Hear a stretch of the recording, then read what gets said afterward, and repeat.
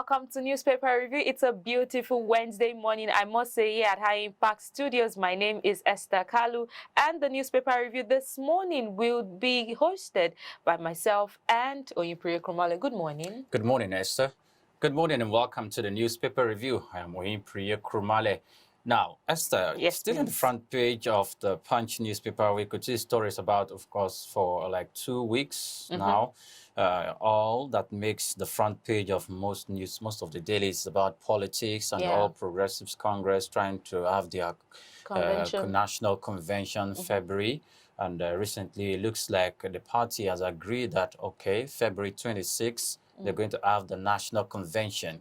And like I said earlier, that when they start giving some critical positions, zoning some critical position to some of the 6 geopolitical zones, it becomes clearer by the day where the political party will be zoning the presidency to. Now, the chairman of the national chairman of the All Progressives Congress has been zoned to the North Central, and the Southeast. The national secretary has been zoned to the Southeast, and the national deputy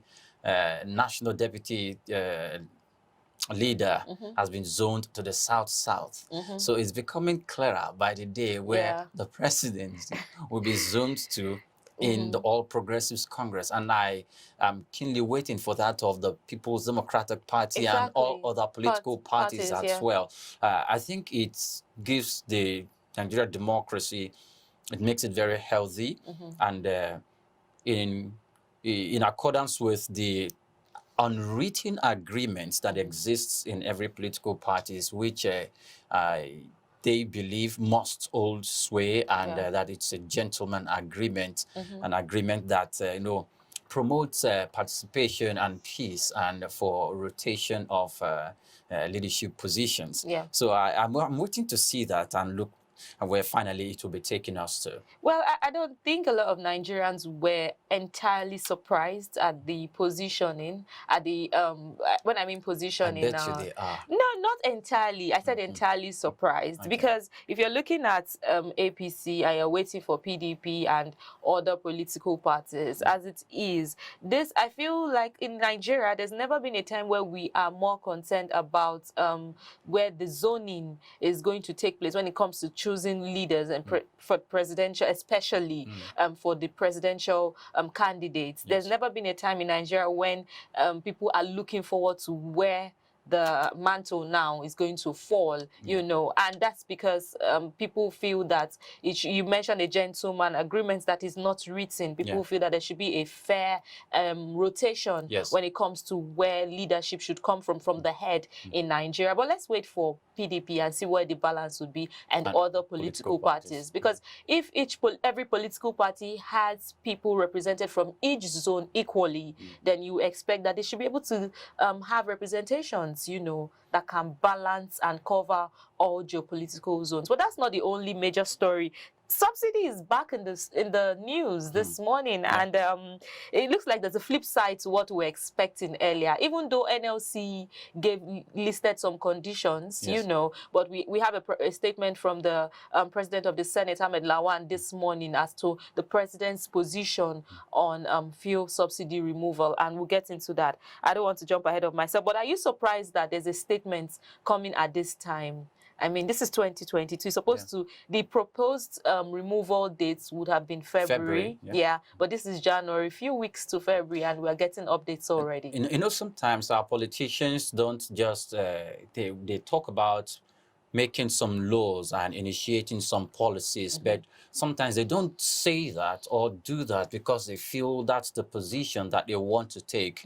Sometimes they make such pronouncement to test the waters, test the waters in the sense that they want to know how the people are going to respond. If we say we are going to do this, that, and the other, how they're going to respond. What will be from what we studied or learned about a policy initiative, policy framework, and how to make policies. So if they are going to make a particular policy, they are going to be looking at the response from the people, most especially the people who will be at the receiving end of the policy. So is it going to have more like a positive or a negative effect on the people? And if policies of such nature has been made before? What was the response? And how are we going to improve on some of the complaints and some of the misgivings that we had before when we suggested that we are going to take this line of policy? Yeah. They look at all of that.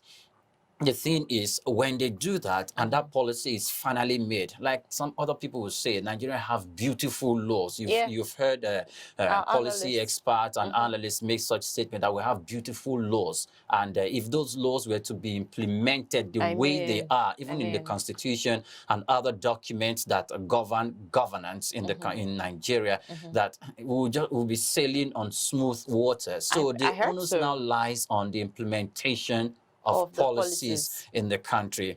Now, if we're talking about the implementation of policies, whether the government at the local government level, at government at the state level, and government at the federal level, the central government, you will ask that, okay, when you make such policies, implement them. Very true. To the latter, as a implement.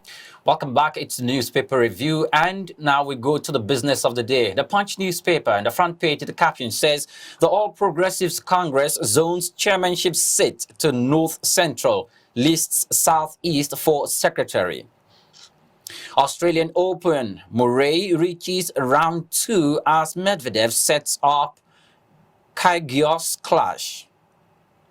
Abuja passengers kick as the National Civil Aviation Authority stops departing planes for inspection.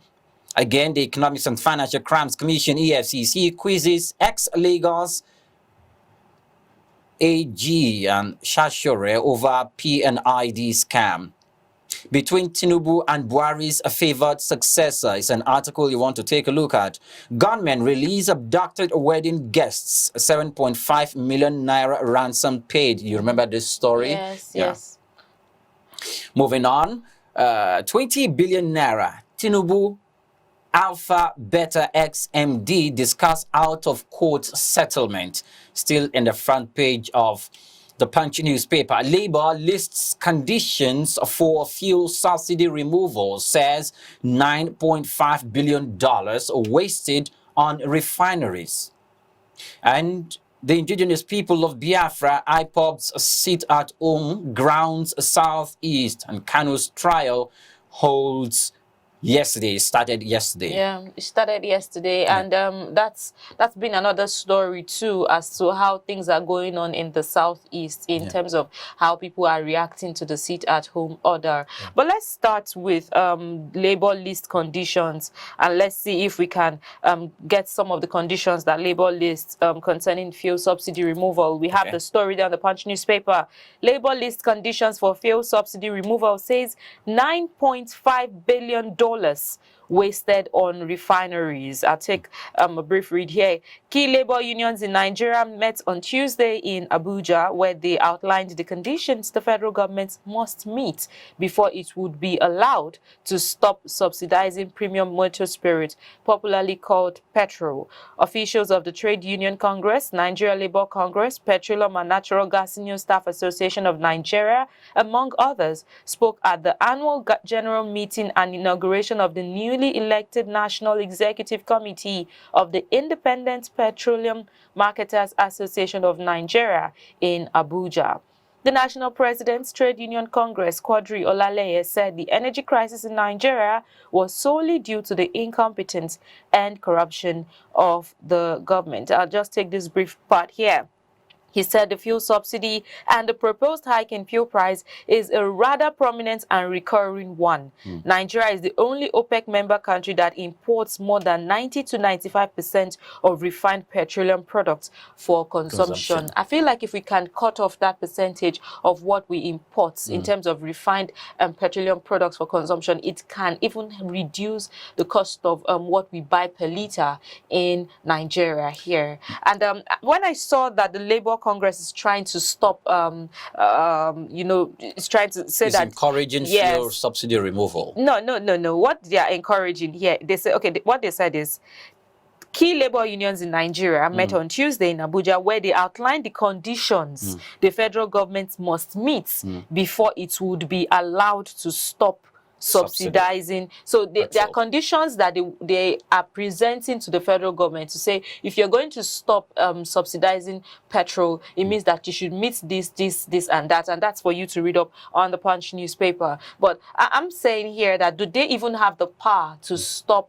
the government if the government insists that we are going to? Yes, I know they do. I know that coming out with placards and all of that, but has it been effective so far? Well, it has not been effective. That's what I'm thinking. Protest is the last resort. Yeah. Because I think the government, sometimes there's a complaint coming from Nigerians that the government is far from the people. And the gap is too wide. Okay. Now, if you look at what Labour says, it says the fuel subsidy and proposed hike in fuel price is a rather prominent and recurring one. Nigeria is the only OPEC member country that imports more than 90 to 95% of refined petroleum products for consumption. Yeah.